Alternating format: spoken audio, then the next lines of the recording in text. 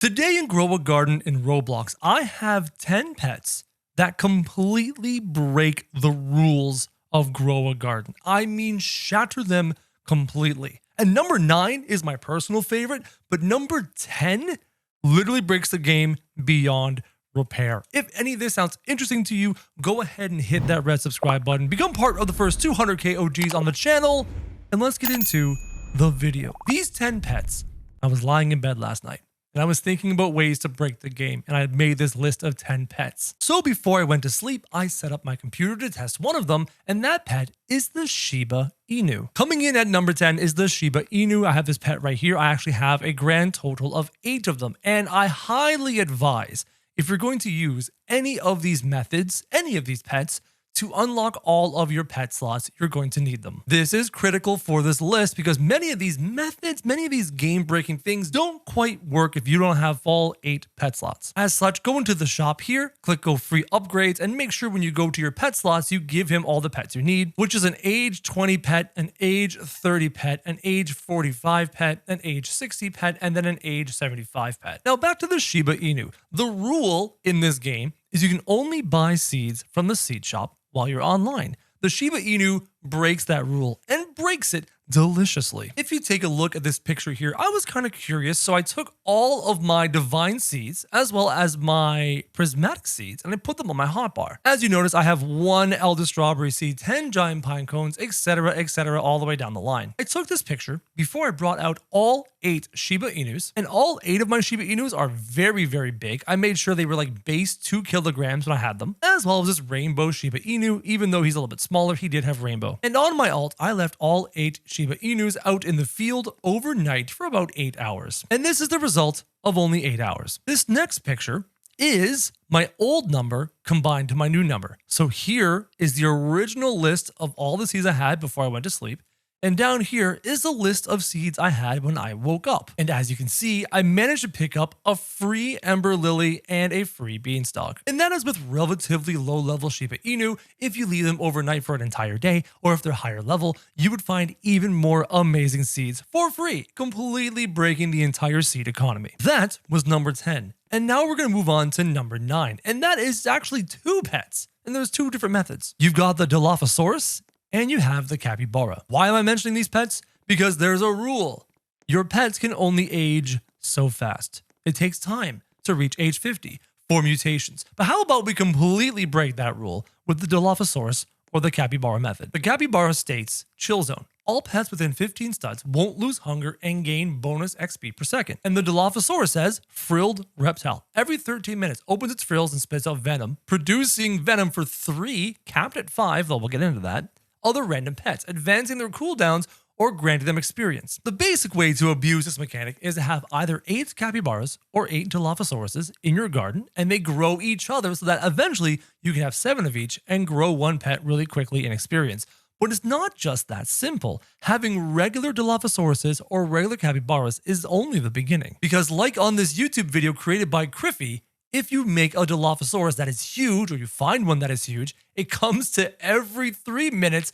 It makes venom to 17 other pets, advancing their cooldown by 70 seconds, or granted them 4,146 experience every 3.5 minutes. And the huge capybara is the same way. So what you can do is find either huge capybaras or huge Dilophosauruses, or find regular sized ones with the gold mutation or the rainbow mutation and have them age pets super quickly, breaking the pet age mechanic in this game wide open. At number 8, we have another method to break the game. The game has a rule where every time you craft only once. How about we break that rule with another pet? The Pachycephalosaurus states crafting dome grants a 6% chance to duplicate a crafted item. And as you can see, this percentage will increase with weight and age up to 7% or even higher. And even just 7% times 8 different Pachycephalosauruses, 56% chance to get double crafting. Get a bunch of Pachycephalosaurus, age them up, increase that percentage from 7% up to 8%, up to 9%, up to 10%, and enjoy double crafting in this game, breaking the crafting rules. Now things are going to get even more interesting. As we move further up this list, the things get better and better. I have to keep reminding you guys about the Ostrich. method. At number 6, we have the ostrich method, and the rule they break is very easy. When an egg hatches, it hatches at age 1. Let's break that rule. In my possession, I have 2 types of ostriches. This ostrich right here is age 20 or so and a fairly normal size. Let's put him down and show you what he does. Pets hatch from eggs at bonus 1 to 7 age their value. Now that's kind of cool and that's kind of sweet. What if we took that to the next level? What if I used this ginormous, huge, mega ostrich? Yes, he was huge at birth, and then I gave him the mega mutation, and now he is a gargantuan ostrich. Well, you'd think his effect would be completely insane, and it is, but it's not perfectly insane. My huge mega ostrich, who's much, much older, caps out at this age right here. Pets hatch from their eggs have a bonus 1 to 10, 10 being the maximum. With 8 ostriches capped out at 1 to 10, you could unlock eggs at age 80 or 70 or 60 or easily 50 to mutate them like crazy. And that's a method I personally use all the time. I love hatching my eggs with ostriches on the field. I constantly get food for the mutation machine as I farm for Ascendant. We have completely broken the eggs hatch at age 1 rule. It's one of my personal favorites. Now at number 5, we have another rule, and this rule is actually kind of an important one to break, and we love to break it all the time. The rule is fruits grow slowly at the rate they normally grow at. Oh, we don't like that rule in Grow a Garden. We like to break that rule in Grow a Garden, and the best pet to do that is the Triceratops. The Triceratops is a simple creature who states Trihorn every 3 minutes, rams into 3 random plants, advancing their growth by 33 minutes, and can potentially do it again and again. And the Triceratops method is as follows. Taking a look at Blacksea's video, he shows you to release your Triceratops and to stagger them every 10 to 15 seconds, allowing the Triceratops to ram into your tree over and over, hopefully growing a massive fruit. The Triceratops method is fantastic if you want to grow fruit huge, very quickly, over and over again. It's a great way to abuse that rule that fruits grow slowly. No. We don't do that in Grow a Garden. Now we are getting into my top 5 ways to break the rules of this game. And at number 5, we've got the blood kiwis, because we don't like having eggs hatch slow, do we? On my alt, I happen to have 4 blood kiwis that I will demonstrate. Let me just plop down any old egg, even a simple common egg. And as you can see, the egg goes up 1 every second. Let me slap down some blood kiwis for you. I'll do 1, and then I'll do 2, and then I'll do 3, and then I'll do 4. And now, if you watch the timer, 37, 35, 33, 31, it's skipping seconds. Each blood kiwi makes them hatch 21% faster, which means right now my egg is hatching nearly twice as fast. And then on top of that, he likes to go to the egg every minute to reduce it by about a minute, making it hatch nearly twice as fast again for every single blood kiwi. Nobody likes to wait around for their eggs to hatch. The blood kiwi completely breaks that mechanic. Moving on to number 4, this one's actually quite critical. You would almost put it in the number 1 slot until you see what the number 1 slot is, and that is a particularly category of pets. And that category of pet is the size boosting pet, such as the blood hedgehog, the toucan, or the mooncat. And if you need any evidence as to why this is important, take a look at my huge dino shroom, which is not just that rectangular base, but actually the flower that goes all the way into the sky. It is worth 23.2 trillion because of its gargantuan girth. And if you want to know more, you can go to my YouTube channel and look for how to grow a $10 trillion dino shroom that breaks Grow a Garden. And in this video, I show you how to stack blood hedgehogs to grow a huge dino shroom. So no, we don't just want little fruits. We want big fruits in this game. So we use blood hedgehogs and mooncats and pets like that to completely break that rule. Now we're moving on to the top 3 things that break the rules in Grow a Garden. 3 pets. And at number 3 is one you may not have expected. And that's the koi fish, because the koi fish has had lots of controversy around it as people are upset that it was nerfed from its previous form, but this new form is disgusting. I have on me in my possession 8 koi fish, all of which I brought up to age 5. They don't need to sit in my garden for long whenever I use them, and as such, they don't grow quickly. But part of me thinks I should age them up. When I put a koi down, it has a simple effect. When hatching eggs, there's a 3.3% chance the egg stays there, and you get a free egg. Because the rule is when an egg hatches, it hatches, and nothing else happens. But the koi makes the egg hatch and give you a free egg back on the field once more. And when you take your eggs and you place them on the field, like such, you can spread them out so you can place them down. For me, I have maximum egg slots at 8. When you hatch these bad boys, maybe after using blood kiwis to hatch them faster, you can have free eggs. My record, my best record out of 8 eggs on the field was having 5 bonus eggs for free on the field. My worst record was having only 1 bonus egg on the field with 8 kois in play. If you're farming for specific pets and you have limited eggs, for example, these gourmet eggs that are relatively hard to acquire, or the Zen egg to try and get a kitsune, and you have a limited amount, use your kois, get bonus eggs for absolutely free. We are now into my top 2 pets that break the rules of this game. And I mentioned in the beginning of the video that number 9 was my personal favorite and number 10 generally and genuinely destroys this game. So let's get into the top 2. And number 2, my personal favorite pet in the game is this guy, the squirrel. If you come over here and take a look at my squirrels, they're all age 45 and up. And of course, I have 8 of them. Let me just pull up one of their effects, shall I? And we'll zoom in and give it a read.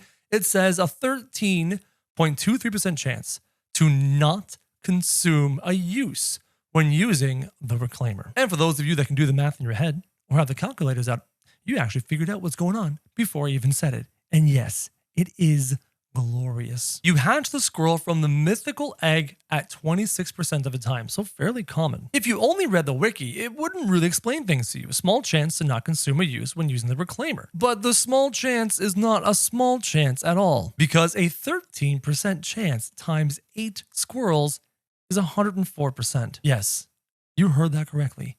Infinite reclaimers. And why would somebody want infinite reclaimers? Reclaimers are useless. You get your plant back. Why would you want to do that? Well, let me put my extra 2 squirrels here back onto the field, sitting at 8 age 44 and up squirrels. And let me demonstrate to you why you want infinite reclaimers. We'll switch back to my first garden, my main garden, my pride and joy. I will go and put my reclaimer on my hotbar so you can see it clearly. I have 54 reclaimers. And many of you who've been watching me for a long period of time know that I have one single love in this game, and that is huge things. I love huge plants. I love huge pets. But to make huge plants, there's only one way. You have to get lucky when you plant it. So how do we increase those odds?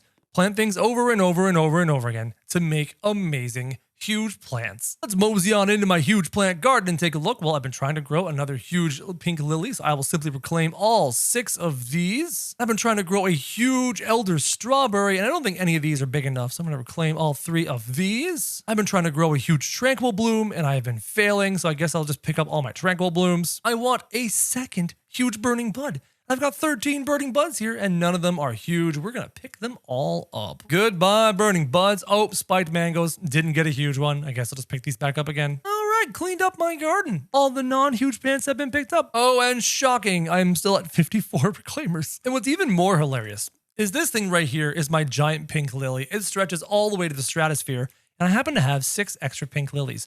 And the funny thing about the pink lily is that it grows ridiculously fast. So fast, I'll take a single use of a watering can and go boop, and you'll watch these things sprout up and be done in about, 20 seconds or so. And voila, oh no, I didn't get a free pink lily. That was huge, so I guess I'll just pick them back up again with my infinite reclaimers and do this again every single 60 seconds. If you want to farm huge plants, you need squirrels. You need 8 squirrels. You need to age them up so that they get over 12.5%. If you have 8 squirrels over 12.5%, you get to 100%. Enjoy your infinite reclaimers as you farm huge plants for your garden. And now we move on to the number 1 pet in the game who breaks the fundamental rules of this game. And this one breaks it beyond repair to the point of destroying the economy. I'm talking about this guy, the humble raccoon. The humble raccoon has a very simple effect. Every 15 minutes, goes to another garden and duplicates a random crop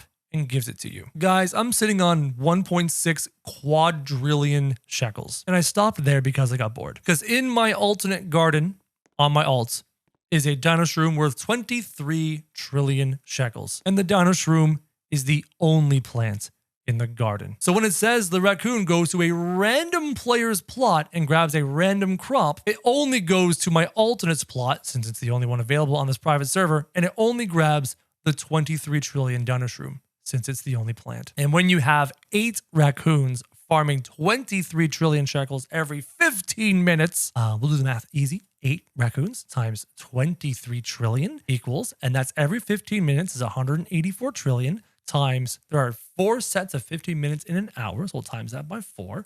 We're looking at 736 trillion shekels in an hour times 24 hours in a day. If you want to do it for a whole day, times 24 hours in a day, you're looking at 17.6 quadrillion shekels. And there are people in this game with plants worth even more than 23.2 trillion shekels. Guys, the raccoon breaks the game. Not only does it break the rule that you can only harvest plants once, it breaks the entire economy of this game. Shekels are worthless, guys. Hopefully this list was cool for you. Hopefully you found it funny. Hopefully you really enjoyed it. Hopefully you found some cool tips. If this was useful, go ahead and hit subscribe. Become part of the first 200K OGs.